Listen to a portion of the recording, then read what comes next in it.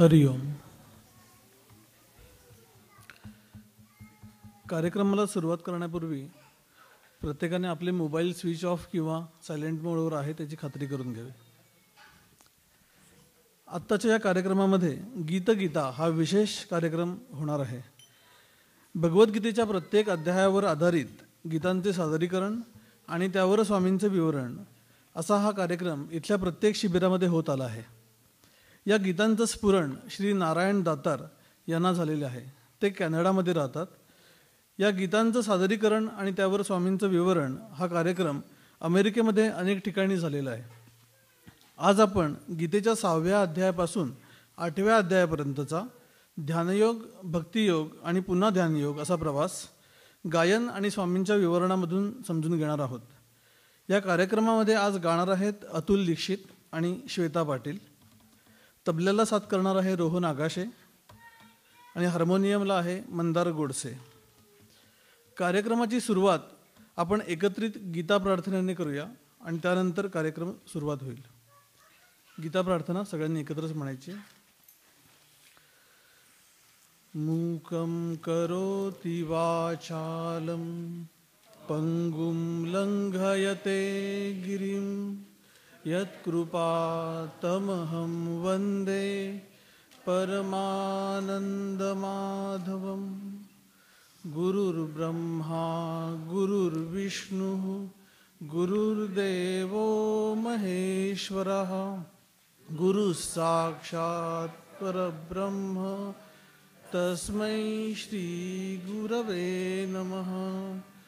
ओम पार्थाय प्रतिबोधितां भगवता नारायणेन स्वयं व्यासेन ग्रथितां पुराणमुनिना मध्ये महाभारतम् अद्वैतामृतवर्षिणीं भगवतीम् अष्टादशाध्यायिनीम् अम्ब त्वाम् अनुसन्दधामि भगवद्गीते भवद्वेषिणी. नमोऽस्तु ते व्यासविशालबुद्धे फुल्लारविन्दायतपत्रनेत्र येन त्वया भारततैलपूर्णः प्रज्वालितो ज्ञानमयः प्रदीपः. यं ब्रह्मा वरुणेन्द्ररुद्रमरुतस्तुन्वन्ति दिव्यैस्तवैर्वेदैः साङ्गपदक्रमोपनिषदैर्गायन्ति यं सामगाः. ध्यानावस्थिततद्गतेन मनसा पश्यन्ति यं योगिनो यस्यान्तं न विदुःसुरासुरगणा. देवाय तस्मै नमः. ओम.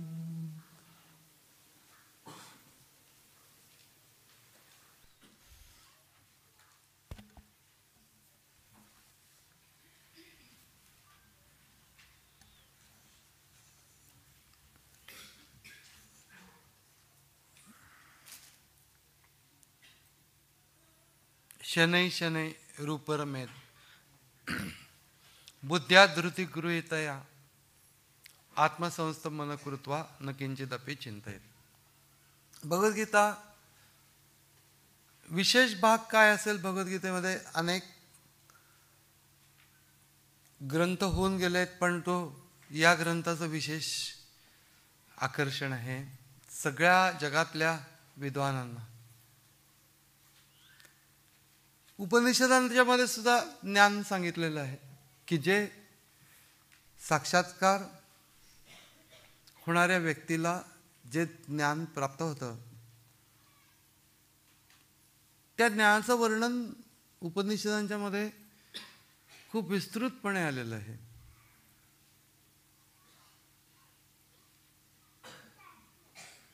असं असून देखील भगवद्गीतेमध्ये असं काय आहे की जे सर्व उपनिषदांचे सार, सर्व शास्त्रांचे माहेर, परमहंसी सरोवर सेवी जय जय. परमहंस ज्या सरोवरामध्ये स्नान करून राहतात, ज्याच्या आधाराने राहतात. भगवद्गीता इतकं महत्त्व काय आहे त्याला, ते कारण काही गोष्टी ज्या युनिक आहेत त्यातली पहिली गोष्ट म्हणजे भगवद्गीतेमध्ये कर्मयोग ज्या पद्धतीने आलेला आहे तितका सुंदर पद्धतीने अगोदर तो कधीही प्रतिपादन केलं गेलेलं नव्हतं. उपनिषदांच्या मध्ये ज्ञान सांगितलं गेलेलं होतं, पण दररोजच्या व्यवहाराशी त्याचा संबंध आहे. हे भगवद्गीतेने जितकं स्पष्ट केलं तेवढं दुसरं कोणीही स्पष्ट केलेलं नाही. म्हणजे त्याच्या अगोदरचे टेक्स्ट, नंतर ज्ञानेश्वर महाराजांनी वगैरे विलक्षण कमालच केलेले. म्हणजे ज्ञानेश्वर महाराजांनी सांगितलेला जो कर्मयोग आहे, तुम्ही व्रते नियमे न करावे, तीर्थयात्रेला जाऊ नये, व्रते नियमे करू नये, अनेक देवतांतरा न भजावे, तुम्ही ऐसे काहीच न करावे. आपल्याला किती बरं वाटतं, पण काहीच न करावे.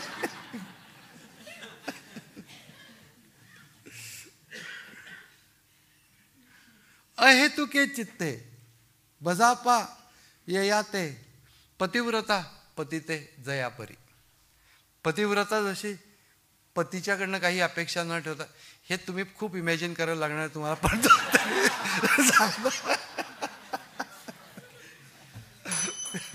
पतिते जयापरी.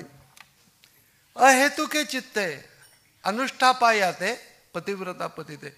दुसरा कुठलाही यज्ञ करू नका, तुम्हाला प्राप्त कर्तव्य कर्म ते नीट करा. पहिली गोष्ट, पहिल्यांदा ते करायलाच पाहिजे, नीट करायला पाहिजे.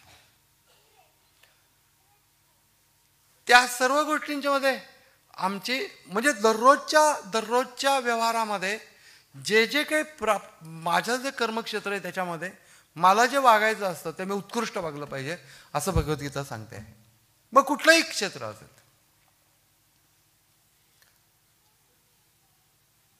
आपल्यावरती जी जबाबदारी आहे हे लक्षात घेतलं पाहिजे. ते जबाबदारी म्हटलं तर मला एक प्रसंग आठवतो की एका ठिकाणी ना एक इंटरव्ह्यू चाललेला असतो आणि का ते पोस्ट तो सांगतो की खूप महत्त्वाची पोस्ट आहे आणि का we really want a responsible person. तर how can you prove you are responsible. तर several times every time I have done so many jobs and every time when they fired me, they used to say, you are responsible.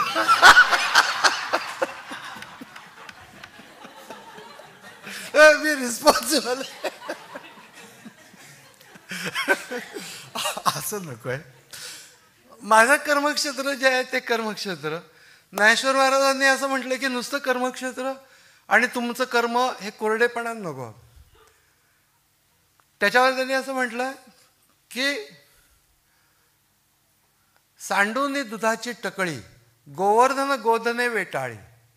म्हणजे जो गुराखी असतो तो गाईला घेऊन जातो, निरनिळ्या गायांना तो चरायला घेऊन जातो आणि त्या गायींना चरायला घेऊन जात असताना ही गाय किती दूध देईल याचा विचार न करता त्यांना तो चरायला घेऊन जातो. म्हणजे ही गोष्ट आहे की त्याप्रमाणे कर्मातनं काय मिळणार आहे असा विचार न करता तुम्ही कर्म करायला पाहिजे एका दृष्टांतामध्ये.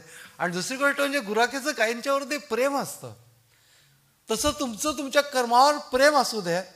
हे ज्ञानेश्वर महाराज भगवद्गीतेच्याही पुढे जाऊन 4 पावलं. पण भगवद्गीतेचं वैशिष्ट्य हे आहे की पहिली महत्त्वाची गोष्ट म्हणजे तुम्हाला तुमच्या कर्मक्षेत्रामध्ये दररोजच्या दैनंदिन व्यवहारामधले प्रत्येक कर्म हे तुम्हाला शेवटचा जर टप्पा तुम्हाला गाठायचा आहे आणि तो शेवटचा टप्पा काय आहे हे स्पष्ट जितकं भगवद्गीतेत सांगेल तितकं कुठेही सांगितलं नाही. सर्वम कर्माखिलम पार्थ ज्ञाने परिसमाप्यते. सर्व कर्माचा आम्हीच का असं चांगलं बघायचं, ज्ञानासाठी. ज्ञानप्राप्ती होणं ही फार मोठी गोष्ट आहे आणि त्याच्यासाठी म्हणून जे ज्ञानप्राप्ती म्हणजे वैचारिक ज्ञान नव्हे, अनुभूतीतनं जे ज्ञान प्राप्त होतं. पण निर्णया लोकांनी भगवद्गीतेमध्ये काय सांगितलं, त्याच्यामध्ये कुणी सांगितलं की त्याच्यामध्ये भगवद्गीतेमध्ये कर्मयोग आहे, कोणी सांगितलं ज्ञानयोग आहे, कोणी सांगितलं भक्तियोग आहे, पण गुरुदेव रानडेंनी सांगितलं साक्षात्कार योग. एकदम परफेक्ट की हो, अशा प्रक्रियेने गेला असताना ईश्वर साक्षात्कार होतो तुमच्याच आतमध्ये, असं भगवद्गीतेने अगदी तत्स्वयं योग संसिद्धा कालेन आत्मने विंदती, तुमच्याच आतमध्ये तुम्हाला तर होणार. ही फार महत्त्वाची गोष्ट भगवद्गीतेमध्ये सांगितलं की कशा पद्धतीने ईश्वर साक्षात्कार होतो. हे कुठंही इतक्या स्वच्छ पद्धतीने आलेलं नाही, उपनिषदात नाही, योगसूत्रात देखील नाही. कारण योगसूत्रामध्ये तत्व सांगितली पण प्रक्रिया नाही सांगितली की तू शिष्या एकांती बैसावे, ते हे समजून घ्यावे, धरावे सांडावे अखंड प्रभंजनासे, एकांती मौन धरून बैसे, सावध पाता कैसे भासे, सोहम सोहम ऐसे शब्द आहेत. जे कुठला मंत्र असेल त्यांनी राम राम म्हणत असेल तर राम राम शब्द आहेत. उच्चारे विण जे शब्द ते जाणावे सहज शब्द, प्रत्यय येते परंतु नाद काहीच नाही. असे शब्द की प्रत्ययाला येतात पण नाद काहीच नाही, ते शब्द सांडोनी बैसला तोच मौनी म्हणावा भला, योगाभ्यासाचा गलबला याची कारणे. हे सगळं कशासाठी करायचं? ईश्वर प्राप्तीच्या साठीची कंडिशन आतमध्ये सुयोग्य परिस्थिती निर्माण व्हावी म्हणून हे सगळं करायचं. हा जो काही विशेष भाग भगवद्गीतेने सांगितलेला आहे त्या विशेष भागामध्ये सगळ्यात महत्वाचा भाग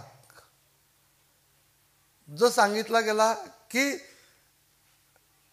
गीते माझी षष्टीचा म्हणजे 6व्या अध्यायाचा. एखाद्याची षष्टी करतात म्हणतात ना, तसं नाही. गीते माझी षष्टीचा प्रसंग असे आयणीचा, जैसा क्षीरार्णवी अमृताचा निवाडू झाला. क्षीरसागराचं बंधन करत असताना अनेक रत्न निघाली, अमृत आल्यानंतर बास याच्यासाठीच केला होता. तसा हा 6वा अध्याय आहे.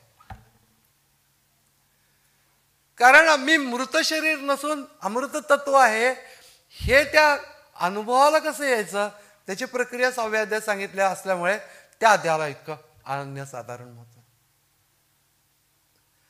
म्हणून ते सांगितलं की संकल्प प्रवान कामान त्यक्त्वा सर्वान अशेषता, सर्व आणि पूर्णपणाने.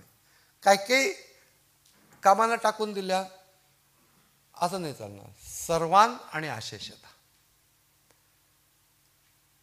मग हे सगळी प्रक्रिया सांगितली. मग त्यानंतर काय कर? चांगल्या ठिकाणी बस, शुचोदेशे प्रतिष्ठाप्य स्थिर. मग चांगलं ठिकाण कुठं पाहायचं? तुझीच खोली साफ कर ना. ते चांगलं ठिकाण प्रत्येक पाहिलं गावभर कुठे हिंडत बसणार? तुझ्याच घरामध्ये तुला बसता आलं पाहिजे. ती गोष्ट शुची कशी होईल? साधना केलीस की शुची होईल. एखादी गोष्ट ते स्थान पवित्र कशामुळे होतं? साधनाने पवित्र होतं. तू कर साधना मग पवित्र होतं. त्याला पाठी लावून ते पवित्र होत नाही. शुची प्रदेश असं म्हटलं. मी मागे सांगितलं होतं की आमच्या इन्स्टिट्यूटमध्ये ते मायक्रोबायोलॉजी डिपार्टमेंट आणि त्यांना ते पिण्याचं पाणी जे आहे ते चेक करायला सांगायचे आणि त्यांना ते काही वेळ नसायचं. ते म्हणायचं की आमचं हे काम नाही आहे म्हणून. मग एक दिवस सगळ्या सायंटिस्ट लोकांची मिटिंग झाली. त्याच्यामध्ये एक शहाणा म्हणला की त्यांना नाही जमत आहे, तर मग सोपी पद्धत आहे म्हणला की जे पाणी आहे ना त्याच्यावरती पिण्याचे पाणी लेबल चिकटून टाक. मग ते आपोआपच पिण्याचं पाणी होतं. तसं एखादा जागा शुचो म्हणजे शुची कशी होईल? साधना केल्यानंतरच होईल, नाही तर काय होणार? नामस्मरण करा, तन पवित्र सेवा करे, धन पवित्र दिये दान, मन पवित्र हरिभजन असे, इसविद हो कल्याण. म्हणजे तसं झालं पाहिजे. शुची याचा अर्थ काल्पनिक गोष्टी नको की ते स्थळ फार पवित्र आहे. आमच्या घरामध्ये आम्ही साधना करायला बसलो की ते पवित्र, योग्य जागा, योग्य वेळ, हे सगळं निवडून आपल्याला बसायचं. हे सगळं भगवद्गीतेने सांगितलं. शुचोदेशे प्रतिष्ठाप्य स्थिरमासन आत्मना. हे सगळं सांगून झाल्यानंतर तिथं करायचं काय? तत्रैकाग्रम मन कृत्वा यत चित्तेंद्रिय क्रिया. चित्त आणि इंद्रियांच्या क्रिया नियंत्रित कर, शांत बस. उपविश्यासने युंजात योगम आत्मविशुद्धये. आणि मग त्याच्याच प्रक्रियेमध्ये परत एकदा ती प्रक्रिया सांगता सांगता थांबले आणि त्या ठिकाणी सांगितलं युक्ताहार विहारस्य युक्त चेष्टस्य कर्मसु. हे जर केलं नाही तर ते काही होणार नाही. मी एका त्याला प्रक्रिया खूप समजलेली आहे, नंतर ज्ञानाचं डेस्टिनेशन काय आहे हे पण कळलेलं आहे, पण होत का नाही. होत नाही याचं कारण दोन आहेत. एक गोष्ट म्हणजे नको त्या गोष्टी आकर्षण त्यांना कंट्रोल केलं नाही, हा मोठा प्रॉब्लेम आहे.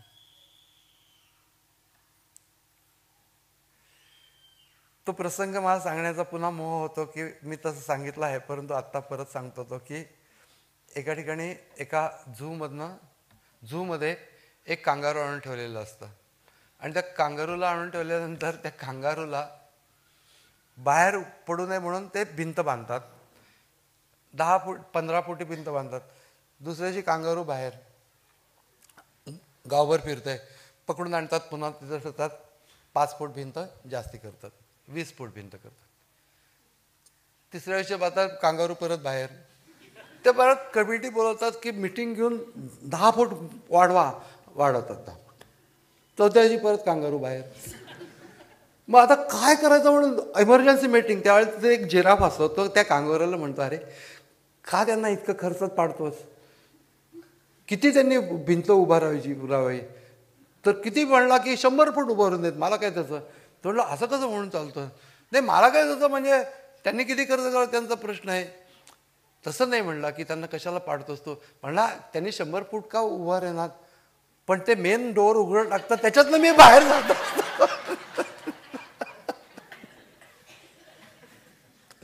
तशा प्रकाराने आम्ही संयमाची कवाडं लावलेलीच नाही आहेत आणि अभ्यासाच्या भिंती उभारतो आहोत, तर ते मन आत राहणार नाही. तत्रैकाग्र मन कृत्वा, एकाग्र होण्यासाठी 2 गोष्टींची आवश्यकता आहे. ती गोष्ट म्हणजे मला नको त्या गोष्टीला तिथं जाण्याच्यासाठीच्या आवश्यकता नसताना त्या मायाला वळण लावलं पाहिजे की नाही. पण तशा प्रकारचं कसं करता येईल, हा शेवटी पार्थ असं म्हणतो की माझं मन चंचलम हे मन कृष्ण प्रमाती बलवत दृढम, हे माझं मन अतिशय चंचल आहे. त्याच्यावरती भगवान म्हणजे असं तो सांगतो थोडक्यात, म्हणजे तू इतका वेळ मला जे सांगितलं ते मला काही जमणार नाही. अरे मी इतका वेळ तुला सांगत होतो, तुझं लक्ष कुठं होतं वगैरे काय म्हणत नाही. ते कळतं त्या कृष्णाला की मन चंचल आहे. चंचलम ही मन कृष्ण प्रमाथी बलवत दृढम. त्याच्यावरती कृष्णाचं उत्तर आहे असंशयम महाबाहो मनोदुर्निग्रहम चलम अभ्यास आहे ना तो कोणतेही वैराग्य घेण्याच्या गृह्यते. 2 गोष्टी सांगितल्या, अभ्यास आणि वैराग्य. त्या स्थितीवरती येण्याचा प्रयत्न म्हणजे अभ्यास. अभ्यास म्हणजे बुकिश अभ्यास नाही की खूप वाचलं. पोहणारा एक मुलगा असतो, सुंदर पोहतो, त्याच्यावरती ते नवीन शाळेमध्ये जातो, तो छान पोहायचा. मग ते शिक्षक एकदम खुश होतात, John where did you learn to swim so well. त्याच्यावर एकदम तो पोरगा म्हणतो in water sir. In water sir हे अगदी परफेक्ट आहे की कुठं शिकलास, पुस्तकात शिकता येत नाही, कुठं शिकता येत नाही, पाण्यातच शिकता येतं. तसं तुमच्या कर्मक्षेत्रामधल्या कर्मानी, तसंच ध्यान हे कर्म ज्यावेळेला करता त्यावेळेला ते ध्यान कर्मच आहे, कर्मयोगाचाच भाग आहे ध्यानयोग. त्यामध्ये तुम्हाला मुख्य कर्म काय, मनाला कंट्रोल करणे. स्वभाव चंचल मन हे पार्था निश्चल जरी व्हावे, योगाभ्यासी नित्य रमावे. ऐकूयात पहिल्यांदा.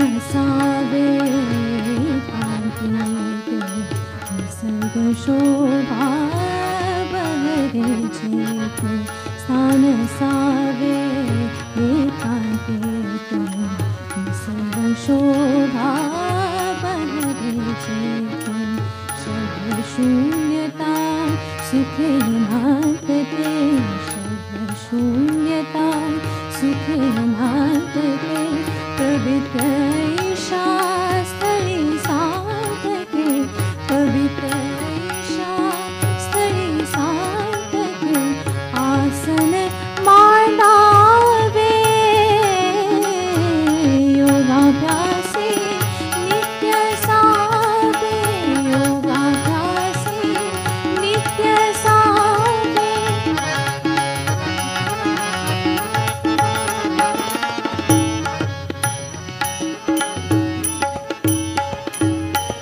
पाथा मन एकाग्र करोनि नाचा क्रिया रोधुनि पाथा मन एकाग्र करोनि देहमनाचा क्रिया रोधुनि तिथे बसावे अढळ आसने तिथे बसावे अढळ आसने आणि अपुल्या शुद्धीसाठी आणि अपुल्या शुद्धीसाठी योगा सारावे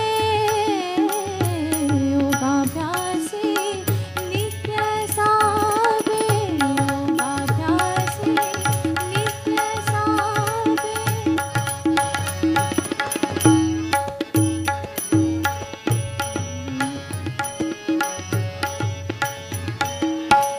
जेथे जेथे मन हे धावे जेथे जेथे मन हे धावे तेथून बांधून त्या नावे तेथून बांधून त्या नावे आणि प्रयत्ने स्ववश करावे आणि प्रयत्ने स्ववश करावे आत्म्या ठाई गुंतवून त्या आत्म्या ठाई गुंतवून त्या पाहिल चिंतावे योगाभ्यासी नित्य सावे योगाभ्यासी नित्य सावे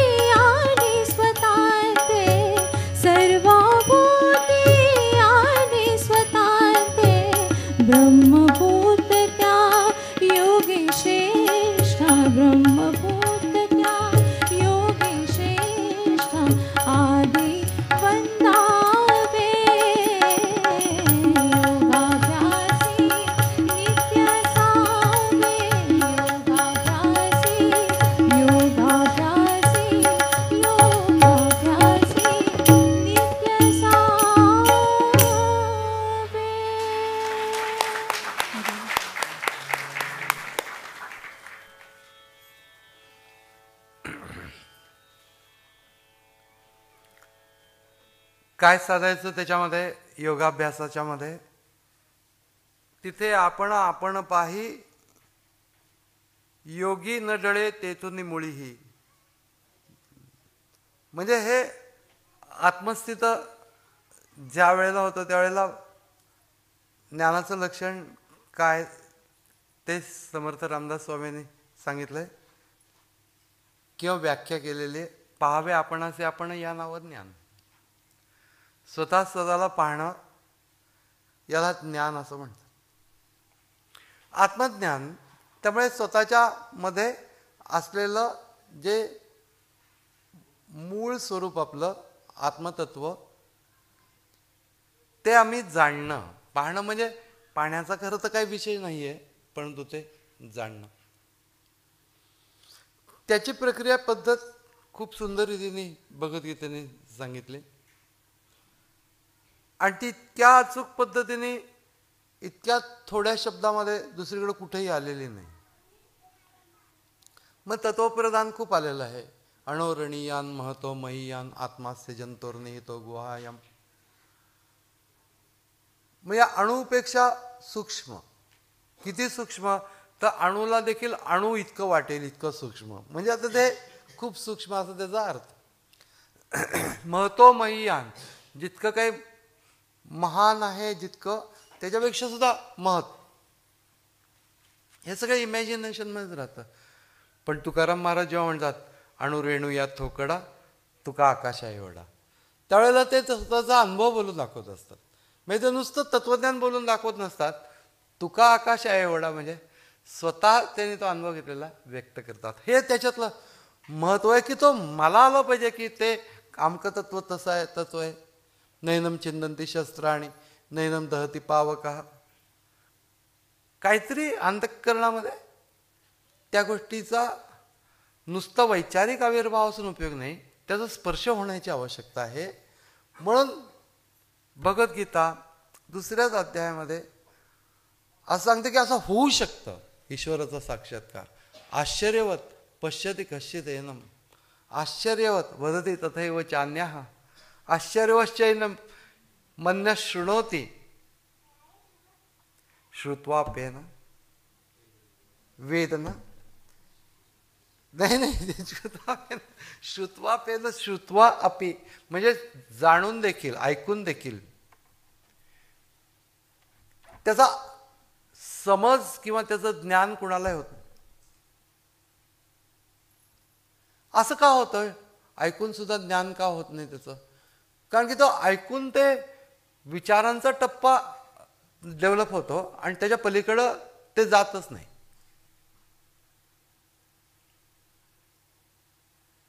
म्हणून आश्चर्यवत पश्यती. एखादी व्यक्ती त्याला आश्चर्यवत पाहते म्हणजे अनुभवते आणि मग ती ज्या वेळेला ते बोलते त्यावेळेला तिचं बोलणं आश्चर्यवत वाटतं. ज्योत पहा झमकली काय सांगू तिची बोली. प्रवृत्ती आणि निवृत्ती लीन होती तिच्या चरणी. परापश्यंती मध्यमा वैखरीची झाली सीमा. चारी वाणी कुंठित होती सोहम ज्योती उभारली. ज्योत परब्रह्मी जाणा ज्यांनी म्हणे निरंजना. आता ही गोष्ट ज्या वेळेला ती म्हणते त्यावेळेला आपल्याला आश्चर्य वाटतं. ओ हो हो हो असं असतं का? म्हणून मग आपल्याला हे माहिती आहे दळिता कांडिता तुझं गायीना अनंता इथपर्यंत आपल्याला माहिती आहे. आपल्याला पेलू शकतं ते. पण हे एकदम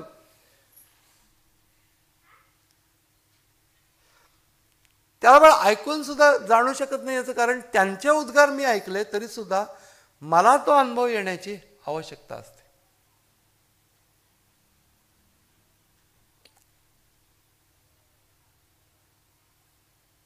मग ते कशा रीतीने साक्षात्कार होत आहे विद्वानांनी सांगून उपयोग नाही.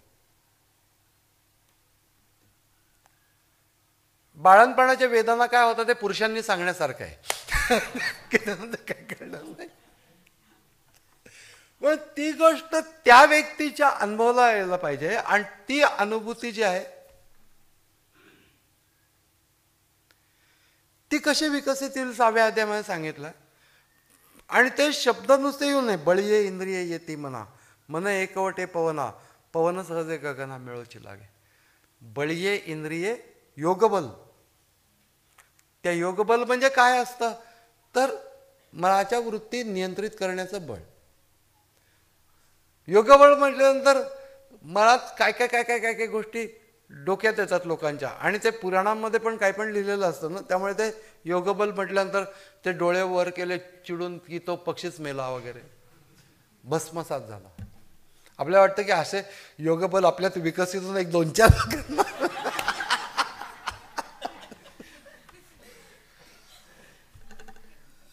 चीड असते ना काही काही गोष्टीची भयंकर बाळामध्ये. मग ते पहिल्यांदा कुठंतरी योगबलाने किंवा कशाने तरी 2 मैत्रिणी बोलत असतात आणि का तिथं ते तू कुत्रा चावल्यानंतर काय होतं तर ती व्यक्तीला ते कुत्रं चावल्यानंतर त्याच्यासारखं मग काही दिवसानंतर ते भुंकायला लागतं वगैरे अमकं तमकं, आणि त्याच्यानंतर ते जर का त्याचा संसर्ग झाला तर दुसऱ्या माणसाला होतं वगैरे, असं ते सगळं बोलणं चाललं होतं. तर ती म्हणली की हे बघ कुत्रं चावलं होतं तू काय करशील. पहिल्यांदा बॉसला चावीन म्हटलं.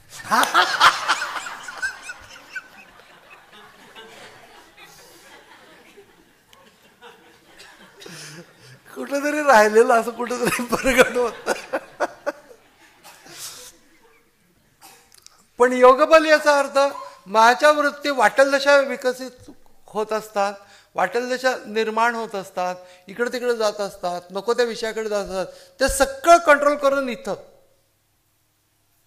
असं ज्या शक्तीने त्या मनाला गप्प बसवता येतं त्याला योगबल असं.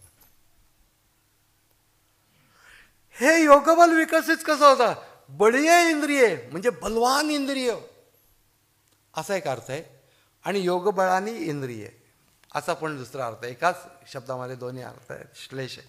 बळीय इंद्रिय येती मना, मन एकवटे पवना, पवन सहज आहे गगना म्हणजे चिदाकाश, पवन सहज आहे गगना मिळवची लागे. डोळे मिटल्यानंतर मस्तकाच्या आतमध्ये जिथं अनुभूती येते त्या भागाला चिदाकाश गगन असं म्हटलं जातं. मेंदू इथं असल्यामुळे बेसिक सगळ्या जाणीवेचं फिजिकल जो बेसिस आहे तो ब्रेन हाच आहे. ज्या लोकांना तो नसेल त्यांच्या बाबतीत आपण काय बोलू शकत नाही, परंतु सर्वसाधारण माणसांना इथं असतो. तर तिथे लक्ष केंद्रित करण्याचं कारण हे आहे, कॉन्शियसनेसचं सीट ऑफ कॉन्शियसनेस तिथं आहे, आणि त्याचं फिजिकल जे ऑर्गन सपोर्टिंग त्या प्रकारच्या अनुभूतीला तर ते ब्रेन त्या ठिकाणी आहे, त्यामुळे तिथंच लक्ष केंद्रित करणं भाग आहे. काय काय लोक इकडं लक्ष ते फिरवणे पायाच्या अंगठ्यापासून डोक्यापर्यंत, डोक्यापासून कुठेतरी स्थिर व्हा. भगवद्गीताच सांगत नाही की पायाच्या अंगठ्यापासून डोक्यापर्यंत फिरवा, डोक्यापासून पुन्हा जाय, खेळत बसा, खालपासून वरपर्यंत, वरपासून काय. या गोष्टी काही कितीतरी किरकोळ गोष्टी आहेत, या एका ठिकाणी फिक्स करता आलं पाहिजे, ही महत्वाची गोष्ट आहे. ती न सांगता नको त्या गोष्टी हे सगळे ध्यानवाले लोक सांगत बसलेले असतात. आणि कॉर्पोरेट ध्यान म्हणजे फार भारी प्रकार आहे जो गीतेत सांगितलं. मग याच्यामध्ये साक्षात्काराच्यासाठी कशा रीतीने तिथं लक्ष केंद्रित करा हे सांगितलेलं आहे. आणि ती गोष्ट ज्यांना प्राप्त झाली त्याच्या बाबतीमध्ये बळीय इंद्री येती मना, मन एकवटे पवना, पवन सहजे गगना मिळवची जाण, ऐसे निर्णय काय आपैसे तया ते चिकीजे अभ्यास आहे, समाधी घर पुसे मानसाचे. मनाला समाधी घर विचारत येते की तू कुठे आहेस. ज्ञानेश्वर महाराजांचं काव्य आहे, असं होत नाही ऍक्च्युअली. चिकार चिकार चिकार लक्ष त्याच्यावरती केंद्रित करावं लागतं. म्हणून हा सगळा भाग 6व्या अध्यायामध्ये सांगितल्यानंतर मग 6व्या अध्यायामध्ये कर्मयोग सांगूनच संपला. झालं. कर्मयोगाचं अंतिम टोक काय, साक्षात्काराची प्रक्रिया ही अंतिम टोक म्हणजे ध्यानयोग. हा कर्मयोगाचा अंतिम भाग सांगितल्यानंतर मग त्यापुढे भक्तीचा अध्याय सुरू होतो. योगाच्या इतका आकर्षक दुसरं कुठलीही गोष्ट नाही असं वाटत असतानाच त्याच्यापेक्षा आकर्षक गोष्ट निर्माण होते, ती म्हणजे भक्तियोग. हठयोगाच्या मध्ये आणि अष्टांग योगामध्ये फरक आहे, पण हठयोगाच्या मध्ये गुरुदेवांनी त्याच्यावरती विवरण करताना म्हटलंय, hatha yoga is a process in which one starts from body and reaches God. But there is another process in which one starts with God, that is called bhakti. One starts with god, that is called bhakti. देवाला बरोबर घेऊनच देवाकडे निघायचं. Beauty, एक्सप्लेनेशनची beauty आहे की देवाला बरोबर घेऊनच निघायचं असतं. देवाकडे जायचंय, त्याला बरोबर घेऊन निघायचं. भावनात्मक रीतीने त्याला भक्ती असं म्हटलं जातं. तर ही जी भक्ती आहे त्याच्या बाबतीमध्ये एक तर तत्वज्ञान सांगितलं, आणि त्या तत्वज्ञान सांगताना मत्तपरतरम नान्यत किंचित अस्ति धनंजय मयि सर्वमिदं प्रोक्तम सूत्रे मणिगणा एव. मग एखाद्या सूत्रात मणी ओवे तसं सगळं जग मी सूत्ररूपाने धारण केलेलं आहे असं भगवद्गीतेत आलं तर त्याच्यामध्ये प्रश्न निर्माण होतो की सूत्र वेगळं आणि मणी वेगळ्या मटेरियलचे आहेत. म्हणून ज्ञानेश्वर महाराजांनी तो भाग काढून टाकून सुवर्णाचे मणी केले ते सोनियाच्या सुती वविले, तैसे जग मिया धरले सबाई अभ्यंतर. ब्युटी. ज्ञानेश्वर महाराजांचं, ज्ञानेश्वरी म्हणजे असं एक काव्यस्फुरण आहे ते, आणि एक प्रकारची मैफिल असते ज्ञानेश्वरी म्हणजे. ऐकत राहावं आपण, काही केलं नाही तरी चालतं पण ऐकलं पाहिजे. खूप सुंदर की सुवर्णाचे मणी केले ते सोनियाच्या सुती ववले, तैसे म्या जग धरिले सभाई अभ्यंतरी. असं जे सगळं सांगता सांगता हळूच या सगळ्या गोष्टी ज्यांना प्राप्त झालेल्या आहेत, म्हणजे ज्ञान प्राप्ती या योगमार्गाने झालेली आहे, तरी देखील त्यांनी भक्तीची भावना ती राखलेली आहे. आणि त्या भक्तीच्या भावनेच्या सहित ज्या वेळेला ते योगज्ञानाचा प्रवास करतात आणि मुक्कामाला जाऊन पोचले तरी देखील भक्तीबरोबर आहेच, अंतःकरण भक्त पण आहे आणि ज्ञानी पण झाले. अशा रीतीने ज्ञानी भक्तांचं वर्णन हा 7व्या अध्यायाचं वैशिष्ट्य आहे. 6व्या अध्यायाचं वैशिष्ट्य काय आहे तर योग साक्षात्काराची प्रक्रिया. 7व्या अध्यायाचं वैशिष्ट्य काय की भक्तीने ते चालत चालत ज्ञानाच्या प्रांतात पोचल्यानंतर भक्ती तशीच ठेवून ज्ञानी, अशा रीतीने ज्ञानी भक्ताचं वर्णन हे 7व्या अध्यायाचं वैशिष्ट्य आहे की त्याच्या इतकं जगामध्ये दुसरी श्रेष्ठ अवस्था नाही की भक्ती असणं ही तर श्रेष्ठ अवस्था आहे, पण ज्ञानी भक्त असणं ही त्याच्यापेक्षा श्रेष्ठ अवस्था आहे. ज्ञानी भक्तीच्या मध्ये अर्थ आहे, जिज्ञासू आहे, अर्थार्थी आहे आणि साधक. ज्ञानी अर्थ आहे, याच्यामध्ये अर्थ याच्यामध्ये देवाच्यासाठी म्हणून अर्थ आहे. अर्थ याचा अर्थ कुठल्या तरी ऐहिक गोष्टी मला मिळत नाही आहेत म्हणून मी अर्थ होतो. कधी कधी मुलाच्या ॲडमिशनसाठी आपण अर्थ होतो, कशासाठी आपण अर्थ होतो, बऱ्याच गोष्टी ज्या अप्राप्य वाटतात त्या सर्व गोष्टी त्याच्यासाठी म्हणून आपण अर्थ होत असतो. पण ही गोष्ट अर्थभक्ती म्हणून जे सांगितले ती ही नव्हे. नैसर्गिक आहे, माणसाला दुःख झालं, काही अडचण आली की देवाचा दावा करणं हे त्याचं नैसर्गिक आहे, पण ती काही अर्थभक्ती म्हणून भगवद्गीतेने सांगितलं नाही. देव प्राप्त होत नाहीये म्हणून जी व्यक्ती अर्थ होतीये तिची जी भक्ती आहे अर्थभक्ती. त्या गुराख्याचं वर्णन रामकृष्णाने केलेलं की तो गुराख्याचं पोर हातामध्ये एक छोटीशी छडी काठी आणि ते फिरतंय फिरतंय, इकडे तिकडे डोळे भिरभिरतायत, अगदीच म्हणजे किशोर आणि तरुण या वयाच्या वयामधला आहे तो. आणि तो शोधतोय आणि काही झालं तरी त्याला पाहिजे ते दिसत नाही, आणि शेवटी कान्हा तू कुठे आहेस असं म्हणून तो बसतो. आणि तो बसताना ते म्हणतात की कान्हा एवढा शब्द सुद्धा तो पूर्ण करू शकत नाही, नुसता का म्हटल्याबरोबर त्याच्या डोळ्यामधनं पाणी यायला लागतं.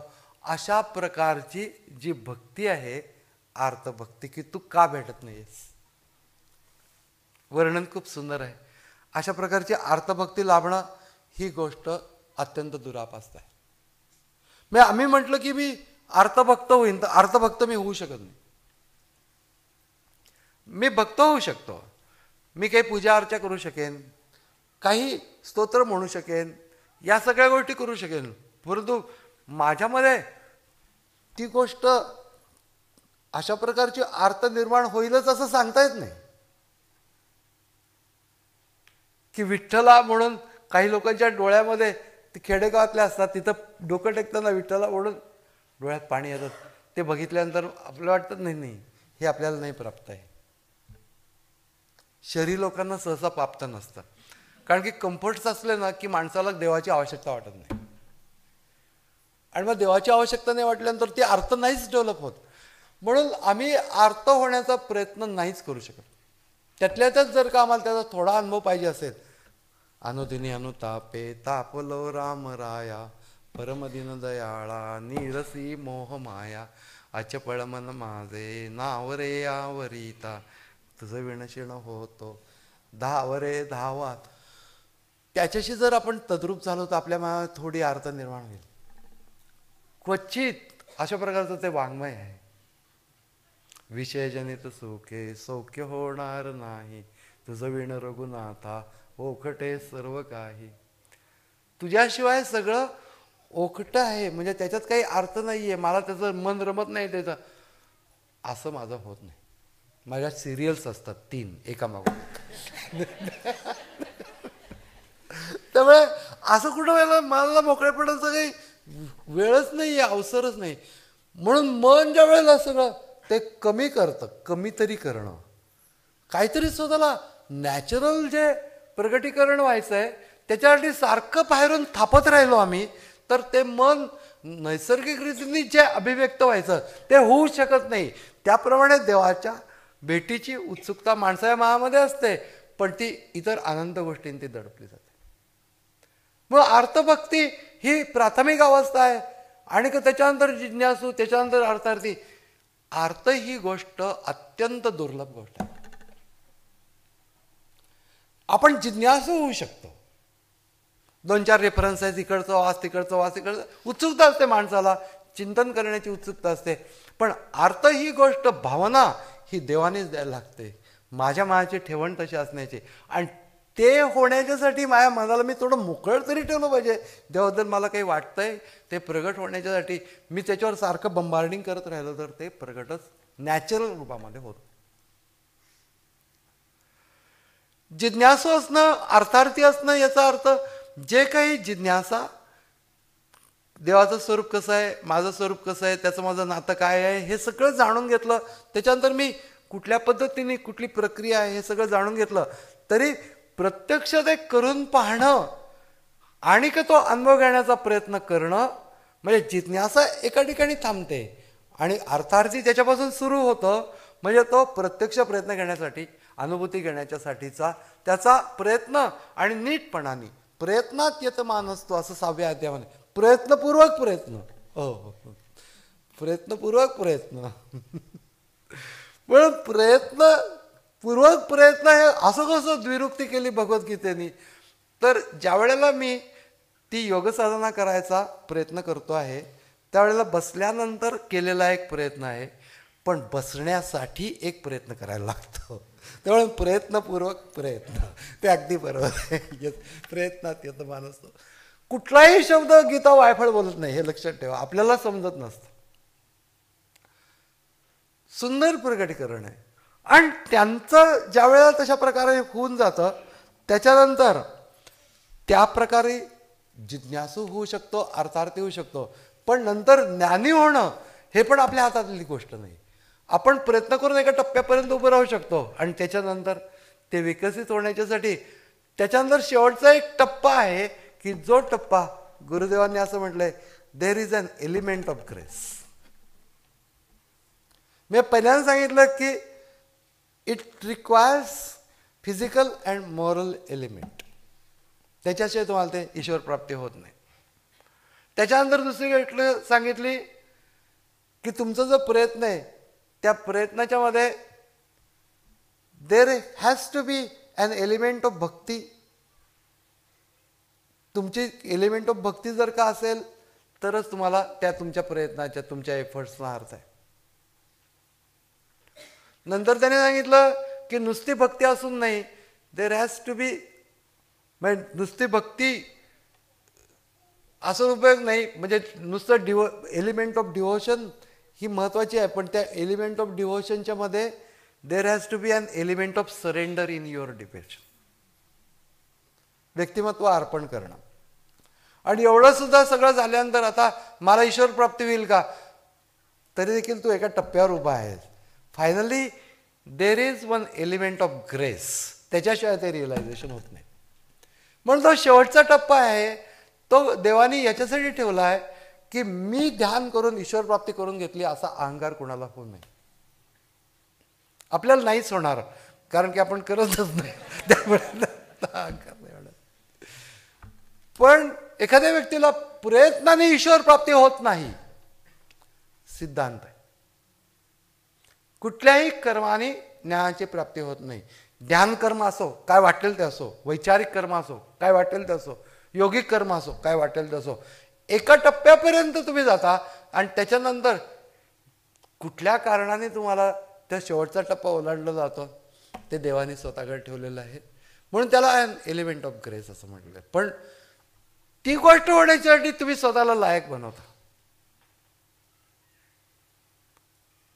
विश्वेश्वरानंद म्हणून रामकृष्णांच्या पत्नी माताजी त्यांचे शिष्य होते. त्यांना त्याने विचारलं की,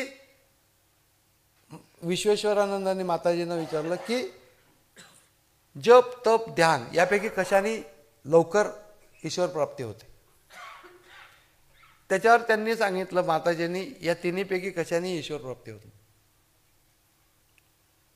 त्यांना आश्चर्य वाटलं, कारण की जन्मभर हे सगळे लोक जप तप ध्यान सांगतायत. म्हणले यांनी प्राप्ती होत नाही. नाही म्हणले यांनी प्राप्ती नाही होत. तीनदा विचारलं, मग कशाने होत आहे असं शेवटी विचारलं. त्याच्या कृपेने. त्याच्या कृपेने होत आहे. ईश्वराच्या कृपेने ईश्वर प्राप्ती होते. असं जर का होतं तर मग जप तप ध्यान कशासाठी करायचं असं त्यांनी विचारलं. त्या म्हणले त्याची कृपा होण्यासाठी करायचं. म्हणजे त्याला एक सिक्वेन्स आहे. तुम्ही काहीच न करता कृपा होणार नाही, पण तुम्ही केल्याने तुम्ही ईश्वर प्राप्ती करून घेऊ शकत नाही. ते ईश्वराच्या कृपेवरती अवलंबून आहे. म्हणून तो नुसता योगी असून उपयोग नाही, तो भक्त योगी असला पाहिजे, तर तो ज्ञानयोगी होतो. म्हणून भाव भगतच आहे ध्यान धरत आहे उनको साहिब मिळता है, हे जे कबीराने म्हटलेलं आहे किंवा नाही नाही देवा तुझ्या कृपेनेच होणार आहे, असं आम्ही देवाला दररोज एकदा तरी म्हणायला पाहिजे. प्रॅक्टिकल आस्पेक्ट हा आहे की मी दररोज डोकं देवाच्या पुढे टेकून मी तुझा आहे एवढं म्हटलं पाहिजे. मला सांभाळ असं म्हटलं पाहिजे. मला सांभाळायची गरज काय? ऐहिक दृष्टीने काही गरज नाही आहे, पण पारमार्थिक उन्नतीच्या दृष्टीने, अध्यात्मिक उन्नतीच्या दृष्टीने, साक्षात्काराच्यासाठी म्हणून अंतःकरणामध्ये जी विनम्रता आहे, ती विनम्रता हे ऋणशेष वाचा इया जे न फेडवेगा मरोनिया ते पाया पडून या मिया सोडविले ज्ञानेश्वर महाराज. तर भक्त आम्ही नसलो तरी देखील आम्ही काही कृती अशा करू शकतो की ज्यामुळे आम्ही थोडंफार अंतःकरण मृदू होऊ शकेल. आणि त्या कधीही टाकता कामा नये. देवाच्या पुढे दिवा लावावा, दररोज एक नमस्कार करावा, बस माझी एवढीच उपासना आहे. मी काही स्तोत्र म्हणत नाही, अमकं नाही तमकं नाही, पण मी नक्की नमस्कार करेन, एवढं करायला पाहिजे. याचं कारण असं आहे की कितीतरी गोष्टी आम्हाला माहिती नाही आहेत, कळत नाही आहेत, समजत नाही आहेत, आणि त्या गोष्टी केवळ विचाराने ते तुम्हाला प्राप्त नाही होणार. म्हणून सगळं ऐकून सुद्धा नायम आत्मा प्रवचनेन लभ्या, ही गोष्ट आहे की एका टप्प्याच्या पलीकडे. कारण प्रत्येक इन्स्ट्रुमेंटचा लिस्ट काउंट असतो मापनाचा, तशा प्रकारे बुद्धीचा पण एक लिस्ट काउंट आहे की त्याला एका टप्प्याच्या पलीकडे सूक्ष्म जाताच येत नाही. तसं आहे. म्हणून मला जर का खरोखरीच ईश्वराचा अनुभव पाहिजे असेल तर मी नम्र होणं अत्यंत आवश्यक आहे, भक्त होणं आवश्यक आहे. आणि अशा प्रकारचे जे भक्त झाले, ईश्वराचा अनुभव घेतला, आणि मग त्यांच्यामध्ये काय घडतं, मत भजनामृत रंगी ज्यांची रंगून गेली मती. तर ती जी गोष्ट आहे ती कथा ही सुरस तयांची अति आपण ऐकूया की ज्यांची मती या माझ्या भजनामध्ये रंगून गेली. त्यांची कथा फार छान आहे. ती भगवद्गीतेमध्ये सांगितली. ती कथा म्हणजे काय, ज्ञानी भक्तांचं वर्णन, ही ती कथा.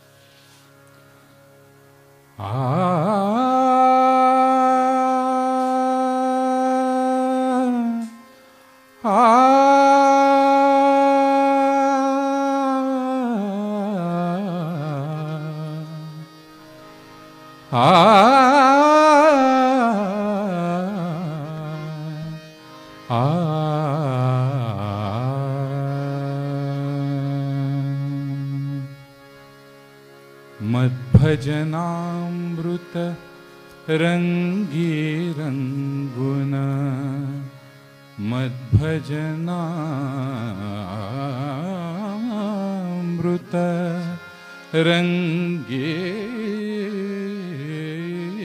रंगुन, गेली ज्यांची मती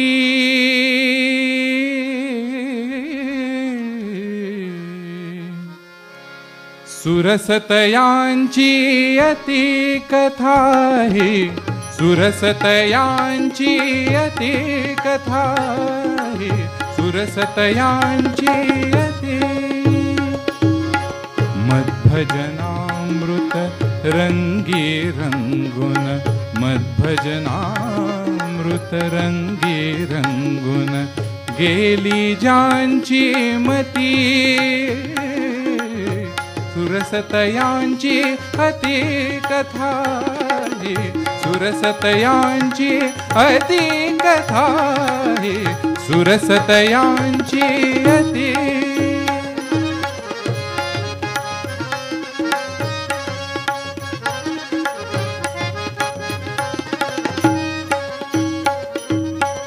दुःख भार शिरी चढता कोणी, दुःख भार शिरी चढता कोणी, दुःख भार शिरी चढता कोणी, दुःख भार शिरी चढता कोणी, भजतो मज अंतरी, भजतो मज अंतरी.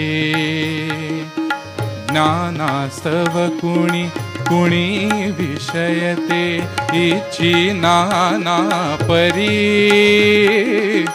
एकलाच तो ज्ञानी भजता, एकलाच तो ज्ञानी भजता, एकलाच तो ज्ञानी भजता, एकलाच तो ज्ञानी भजता. विषयीन ठेवी रती कथा ही, सुरसतयांची अति कथा ही, सुरसतयांची अति.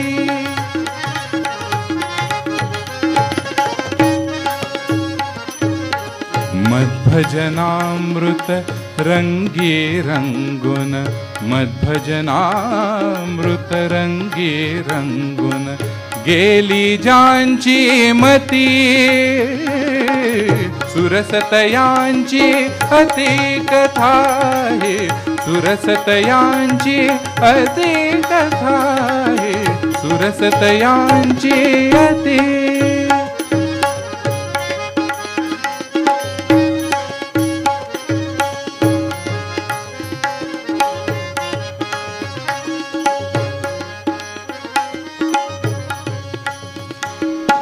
शुद्ध रूप अविनाशी माझे, शुद्ध रूप अविनाशी माझे, शुद्ध रूप अविनाशी माझे मायेने झाकिले, मायेने झाकिले. शुद्ध रूप अविनाशी माझे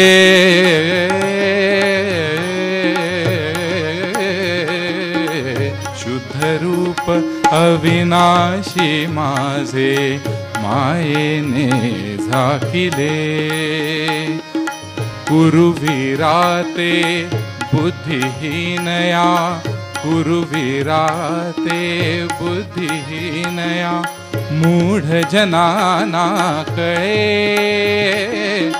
मज व्यक्ता मोहाने ते मज व्यक्ता मोहाने ते मज व्यक्ता मोहाने ते व्यक्तरूप मानिती कथा ही सुरसतयांची अति कथा ही सुरसतयांची अति. मद्भजनामृत रंगी रंगुन मद्भजनामृत रंगी रंगुन गेली ज्यांची मती सुरसतयांची अति कथा आहे सुरसतयांची अति.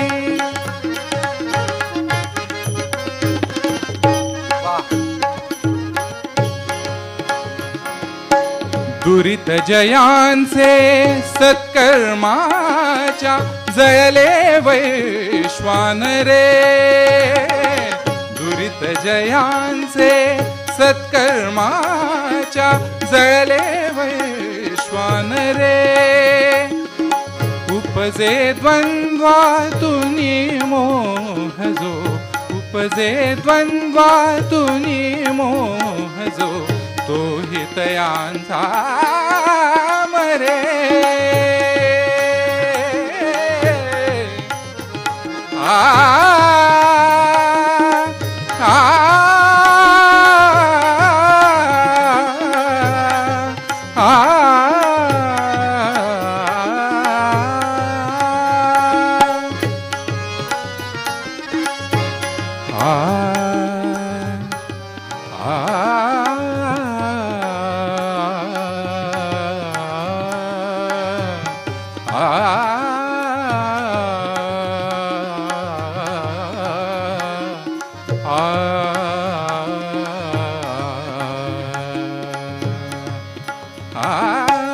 दुरित जयांचे सत्कर्माच्या जळले वैश्वानरे.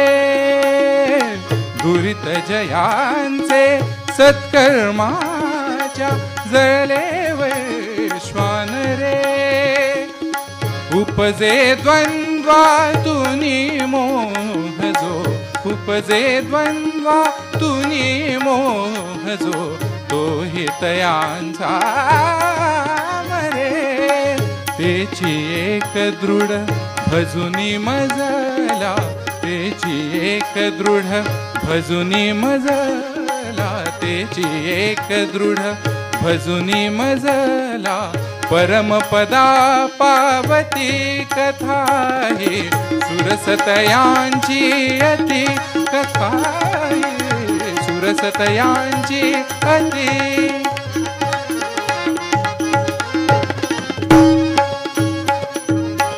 मद्भजनामृत रंगी रंगुन मद्भजनामृत रंगी रंगुन गेली ज्यांची मती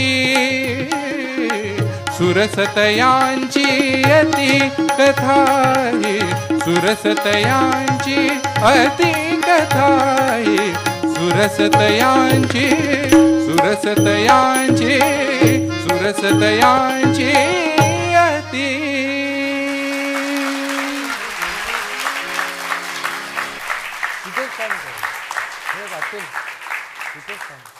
कारण की ना आता फारसं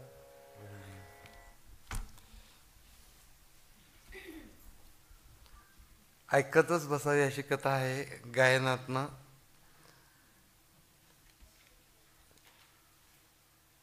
ज्ञानेश्वर महाराज त्याचं वर्णन करतात की तो कसा असतो ज्ञानीभक्त.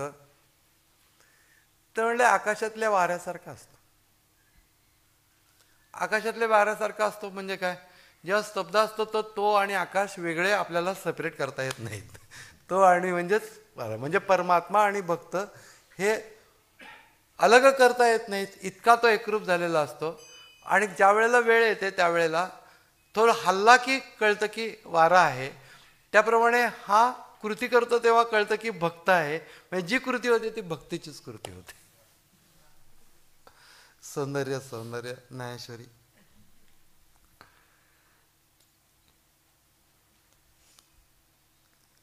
तशा प्रकाराने तो मला असं म्हणतो की देव असं म्हणतात की तो असं म्हणतो की मी त्याचा आत्मा आहे. देव असं म्हणतात.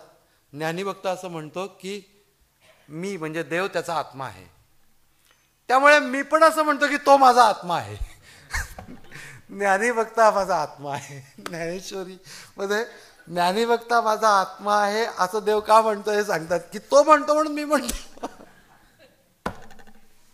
एकरूपतेच्या अवस्थेमध्ये असलेला भावनिक संबंध म्हणजे अशा प्रकारचा धरून ठेवून एकरूपतेची अवस्था. आणि ते करत असताना ते असं म्हणतात की तो अशा प्रकाराने करत असताना भक्त हे पैज न सरे जरी ऐक्या आला, एकरूपता जरी झाली तरी देखील तो मी भक्त आहे अशा प्रकारची त्याची जी मनाची ठेवण आहे ती अजिबात बिघडत नाही. त्याने एकरूपता प्राप्त झाल्यानंतर सुद्धा तो भक्तच राहतो.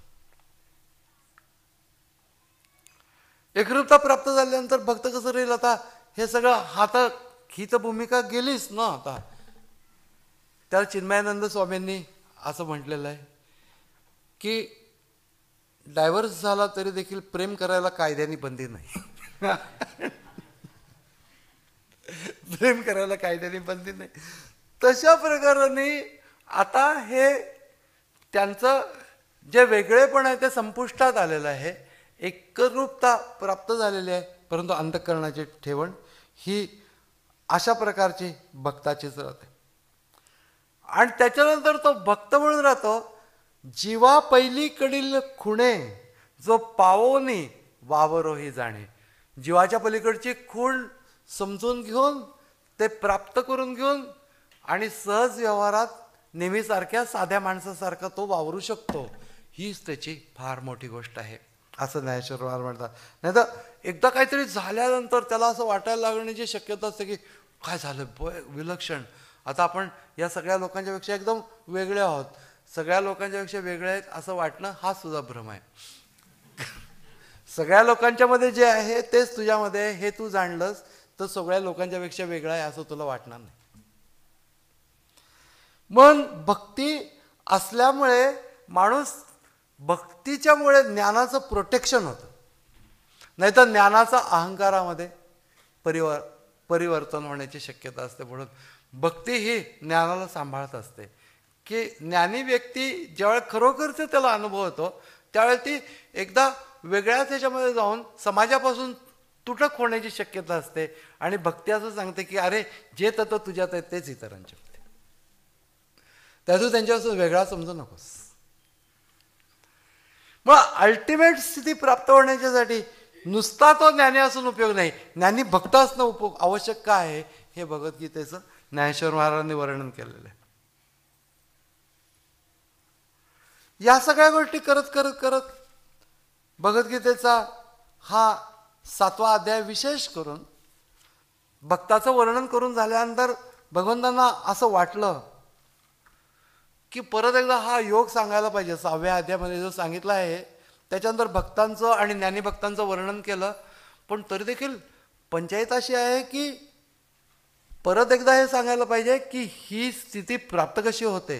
नाहीतर नुसतंच ज्ञानीभक्तांचं वर्णन म्हटल्यानंतर केवढी तरी उंच अवस्था, केवढी तरी उंच अवस्था असं नुसतं म्हणून त्याचा उपयोग काय. अध्यात्मामध्ये विंडो शॉपिंग करून काय उपयोग नसतो. आपल्याला काहीच मिळत नाही. मला थोडं तरी मिळालं पाहिजे ना. तर ते मिळण्याच्यासाठी म्हणून पुन्हा हा जो 6व्या अध्यायातला योग आहे तो 8व्या अध्यायामध्ये पुन्हा सांगितलाय. पण त्याला ते एक वेगळं स्वरूप दिलेलं आहे त्यांनी, आणि त्याला त्यांनी प्रयाण काळ असं म्हटलं. त्याच्या अगोदर त्यांनी डेफिनेटली सांगितलं की तोच ध्यानयोग अभ्यास योग म्हणून सांगितलं.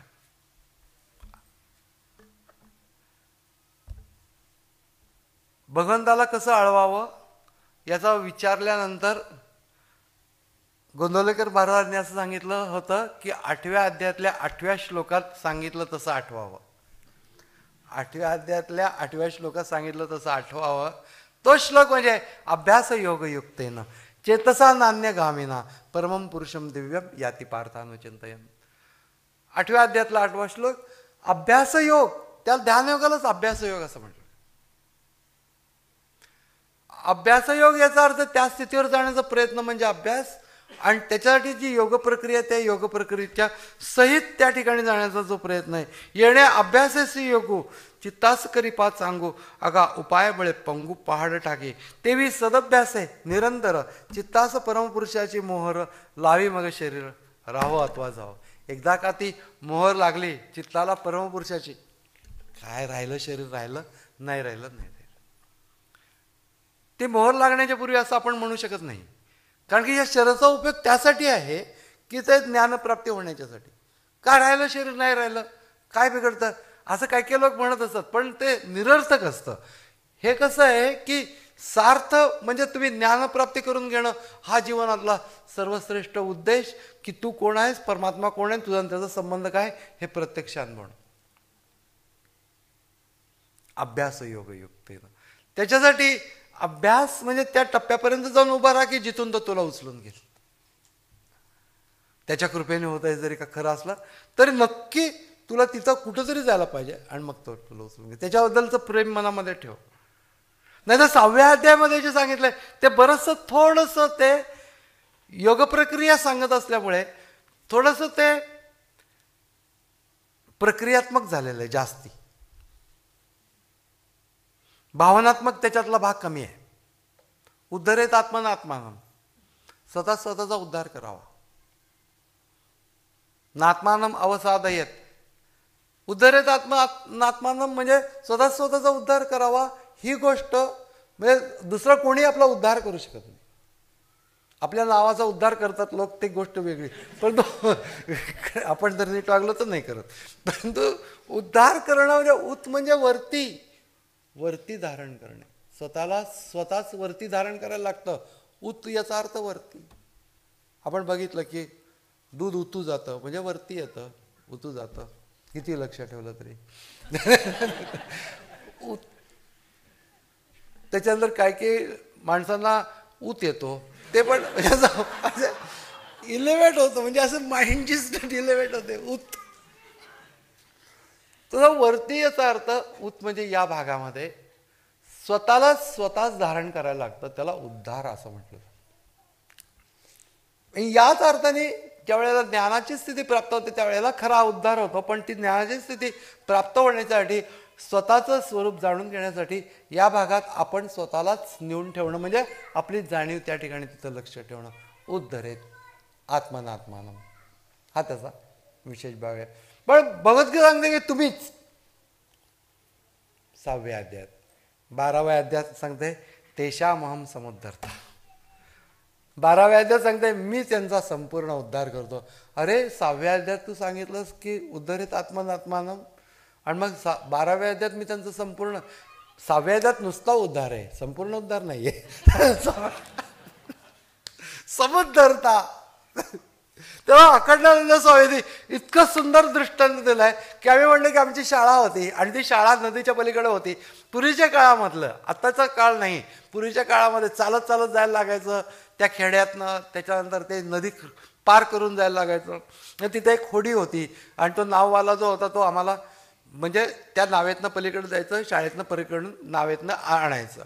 आणि तो नाववाला कडक होता आणि तो सगळ्या मुलांना सांगायचं की पाय धुवून या. त्या चिखलाचे पाय घेऊन नावेत बसायचं नाही वगैरे. मग ती पोरं बिचारी पाय कशी धुवायची आणि मग ती नावेत चढायची.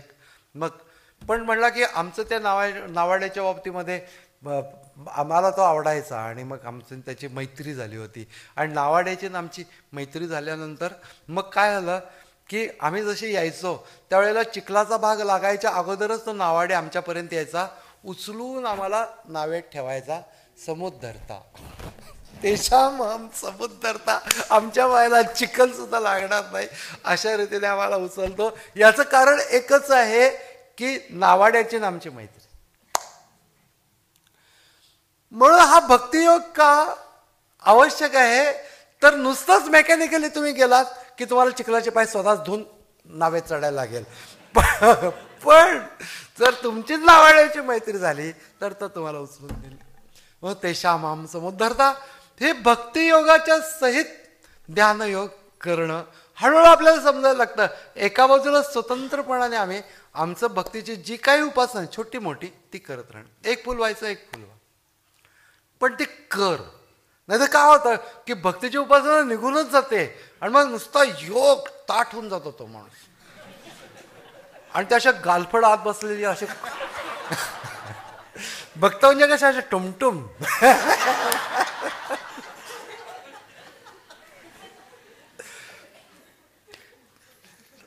या गोष्टीला एक मार्दव आहे. या गोष्टीला फक्त असा तर्ककर्कशता नाही आहे. त्याला अनुभूतीच्या अंगावरती जायचं असेल तर तुमचं अंतःकरण या दोन्ही गोष्टींनी युक्त असलं पाहिजे की तुमची प्रक्रियाही नीट झाली पाहिजे आणि प्रेमाने सुद्धा ती झाली पाहिजे. या दोन्ही गोष्टींच्या सहित ज्यांचं झालेलं आहे. म्हणून प्रयाण काले मनसा चलेन भक्त्यायुक्त योग बलेन चैव. भक्त्यायुक्त म्हणण्याचं काहीच कारण नाही.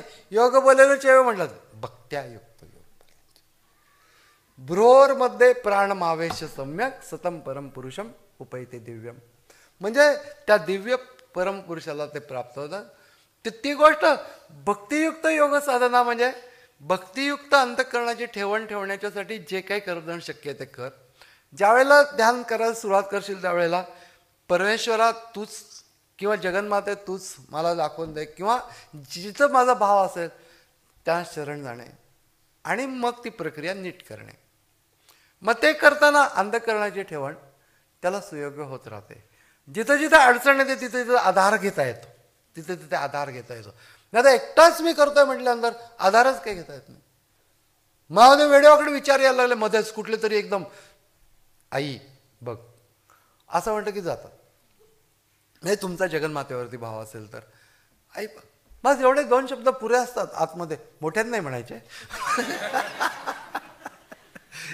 म्हणजे हा एक टूल आहे की how to get rid of the thoughts की जे माझ्या कंट्रोलच्या मध्येच नाही आहे.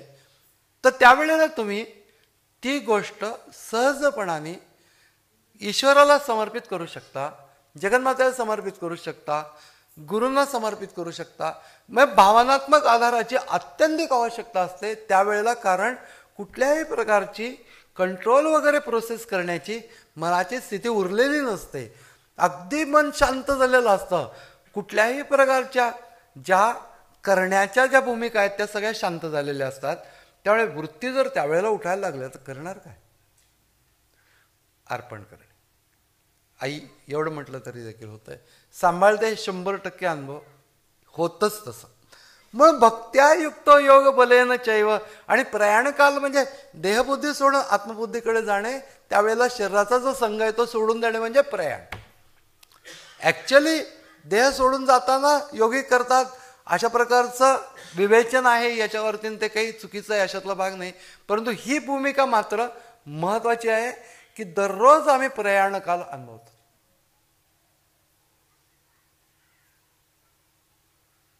जिस मरण से जग डरे मेरे मन आनंद, कब मरहू कब पावहू पूर्ण परमानंद. असं कबीराने म्हटलेलं. केव्हा मरतोय आणि केव्हा पूर्ण परमानंद. म्हणजे मेल्यानंतर याचा अर्थ तो अर्थ आम्ही मेलो तेव्हा देव दिला देवा, देह दिला देवा. आम्ही मेलो तेव्हा देह दिला देवा. म्हणजे देह दिला देवा हे आता काही देह गेल्यानंतर ते लिहू शकत नाहीत ना, अगोदरच लिहिलेलं आहे. त्यांनी त्या अवस्था उपभोगताना देह सोडून दिलेला आहे. देहावरची असलेली पकड सोडून दिलेली आहे, अटॅचमेंट सोडून दिलेली आहे.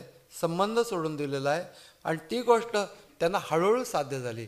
नुसती विचारांनी ती साध्य होत नाही. सोड म्हटल्यानंतर वृत्ती सोडून देणं, देहसंबंधी वृत्ती सोडून देणं, सगळ्या गोष्टीचं शेवटी तिथंच येतं की तुम्ही आत्मसंबंधी वृत्ती ठेवून राहा आणि देहसंबंधी वृत्ती सोडा. म्हणून ती आत्मसंबंधी वृत्ती विकसित झाली आणि मग त्याच्यानंतर प्रयाणकाले मनसाचलेनं भक्त्यायुक्त योगबलेनं चैव, त्याच्यामध्ये तो कशा प्रकाराने तो योगयुक्त चित्त ठेवतो सूक्ष्म अणुवून ते सगळं करत असताना प्रयाणकाली पार्थावीरा योगयुक्त रे चित्त असावे.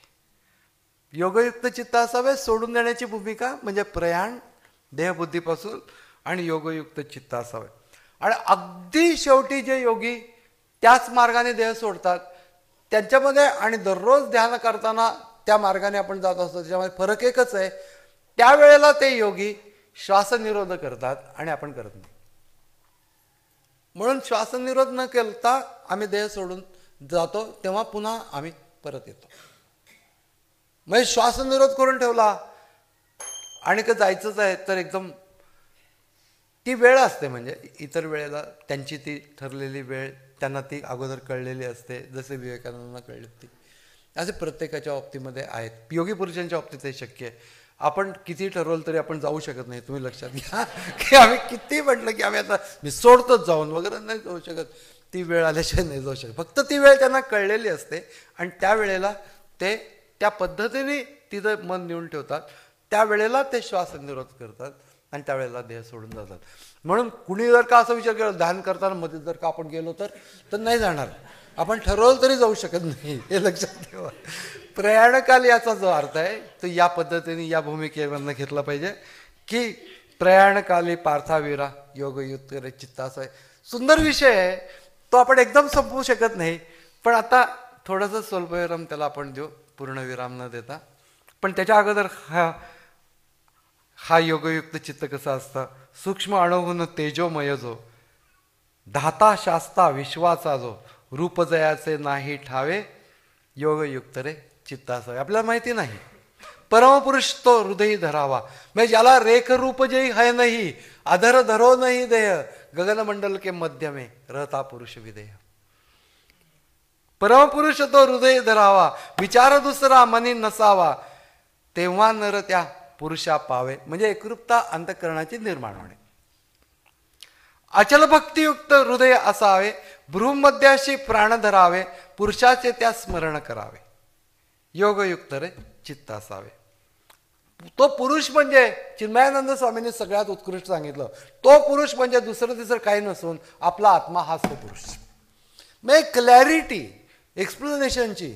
कारण की आपण एक तिसराच पुरुष आपण इमॅजिनेशन करून लागलो तर अगोदर आपण काय कमी आहोत का त्याच्यामुळे अजून कशाला पाहिजे. आपलाच आत्मतत्व हा तो पुरुष हे लक्षात घेतलं पाहिजे. मग अतिशय त्यांच्याबद्दल आदरभाव विलक्षण वाढला या एका एक्सप्लेनेशनच्या मुळे. ऑलरेडीच आहे परंतु किती क्लॅरिटी करून द्यावी किंवा तो दुसरा तुझा पुरुष नाही, तुझं आत्मतत्व म्हणजेच तो पुरुष. नाही त्यामुळे तुम्ही अनेक फोकस निर्माण करा. हा फोकस तो फोकस तो कर. मग कशावर लक्ष ठेवावं. आत्मावरती लक्ष ठेवावं म्हणजे स्वस्वरूपावरती लक्ष ठेवावं. त्याच्या